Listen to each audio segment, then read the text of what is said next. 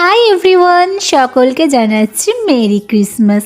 আজকে যেহেতু ক্রিসমাস, আজকে তো কেক খেতেই হবে। আচ্ছা, তোমরা কি জানো যে ক্রিসমাসে কেক আমরা কেন খাই? চলো আজকে তোমাদের ঘটনাটা খুলে বলি। ক্রিসমাসে কেক খাওয়ার প্রথাটা কিন্তু কেবল স্বাদের জন্য ছিল না, এর পেছনে রয়েছে কয়েকশো বছরের ইতিহাস। মধ্যযুগে ইংল্যান্ডে বড়দিনের আগে উপোস রাখার একটা নিয়ম ছিল। উপোস ভাঙার পর তারা এক ধরনের পরিস খেত, যা তৈরি হতো ওটস, শুকনো ফল এবং মশলা দিয়ে। সময়ের সাথে সাথে এই রেসিপিতে ময়দা, ডিম এবং মাখন যোগ হয়ে একটি আধুনিক কেকের রূপ নেয়। বড়দিনে কেক কাটাকে যীশু খ্রিস্টের জন্মের আনন্দ উদযাপনের একটি অংশ হিসেবে দেখা হয়। 16 শতকের দিকে এই প্রথাটি ইউরোপে ব্যাপক জনপ্রিয়তা পায় এবং পরবর্তীতে তা সারা বিশ্বে ছড়িয়ে পড়ে। ভিডিওটি কেমন লাগলো অবশ্যই কমেন্ট করে জানিও। এরকম অজানা তথ্য পেতে আমার চ্যানেলটি সাবস্ক্রাইব করে আমার পাশে থেকো। দেখা হচ্ছে অন্য একটি ভিডিওতে।